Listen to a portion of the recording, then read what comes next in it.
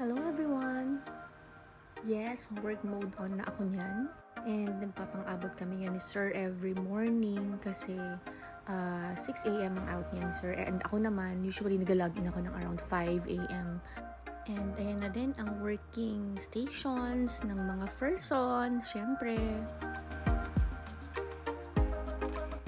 Diba, kala mo hindi kami magkakilala yan, hindi kami nagpapansinan. Kunyari busy kami.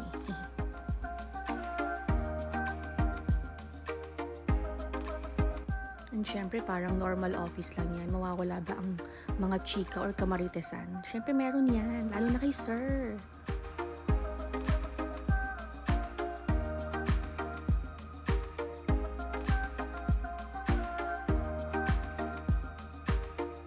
Ito ang maganda kapag ka-work from home eh. Kasi kami lang gumagawa ng issue namin sa isa't isa. Char!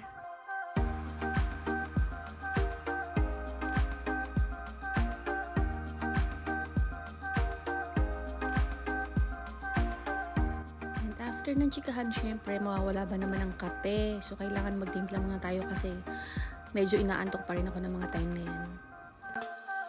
In fairness, natuwa na rin ako nung nakalipat ako ng pwesto, yung working station ko kasi mas maluwag siya and mas tahimik. Tsaka para lumuwang din yung kwarto namin kasi masikip talaga. Tingnan na ako.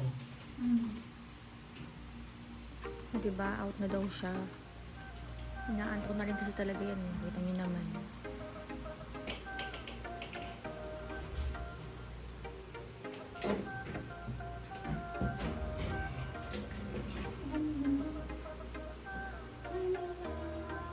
Tingnan na ako.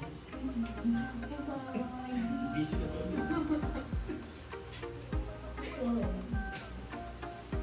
Ayun na nga, mag-isa na lang ako ulit. And then, ayan, ang ipiflex ko pala sa inyo ngayon. So, pasensya na sa kaartihan ko, pero wala lang. So, gusto ko lang ipakita sa inyo yung bago kong biling mug sa aming dalawang mag-asawa. So, syempre, di ba, team black and white kami. So, nung nagbabrowse-browse lang ako sa, alam yun na, Lazada. So, nagtingin-tingin lang naman ako ng mga ng kung anek-anek. So, nakita ko yan. So, sakto, di ba? So, mahilig kaming magkape. Kaya naisipan kong bilhin yan.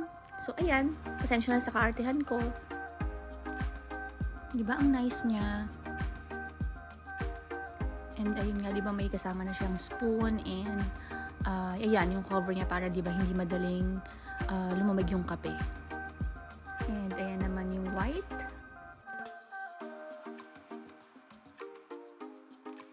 Diba? Ang ganda.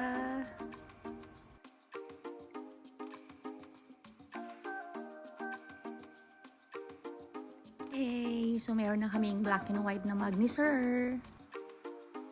Yun lang for now. Hope you enjoyed. Bye-bye!